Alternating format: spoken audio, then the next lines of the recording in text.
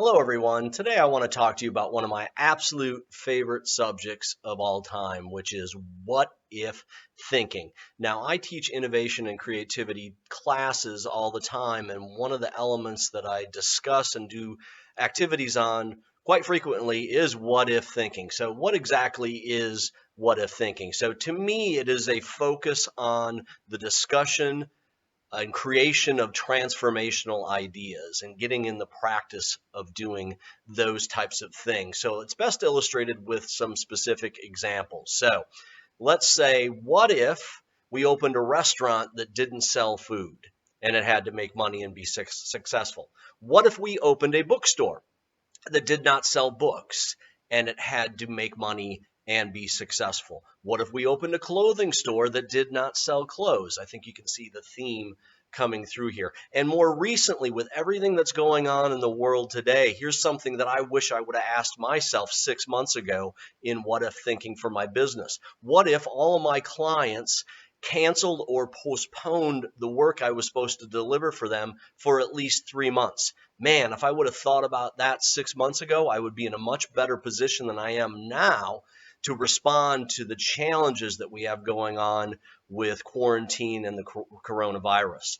And then lastly, this is one we use all the time. What if we didn't have any office space? Now, a lot of times I presented that topic to the groups in my sessions, and they're like, well, that's crazy. That's an idea that just wouldn't happen. Well, guess what?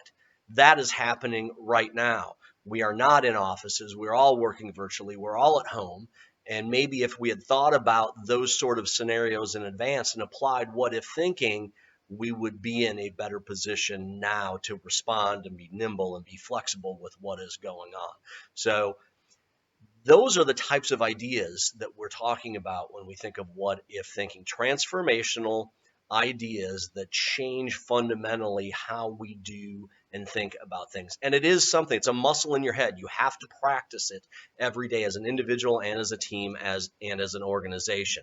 So if we throw out those what if thinking type of questions, then the next step actually is the most critical for it to be successful.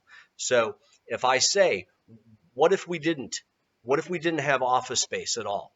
The next question will be, well, what would be good about that? Why would that be a good idea?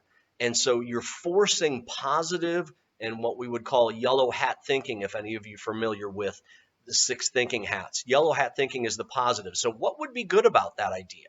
And so that you force people into the positive outcomes and benefits discussion first. And that's absolutely critical to this process. So let's think about that. If we didn't have office space, well, what would be good about that? Well, we wouldn't have real estate costs. We wouldn't have rent. We wouldn't have utilities. We wouldn't have office furniture. And the list goes on, office supplies and all the expenses that we wouldn't have as a business. Well, that's interesting. Those are all benefits. So let's list those things out, and then let's carry it over into the individual and say, okay, if we didn't have office space, how would that benefit? What would be good about that to the individual? Well, I don't have to commute into work, which means that I save gas and that I don't put mileage on my car. I actually can sleep a little later because I don't have to get up so early. Are those all positives? Are those all benefits?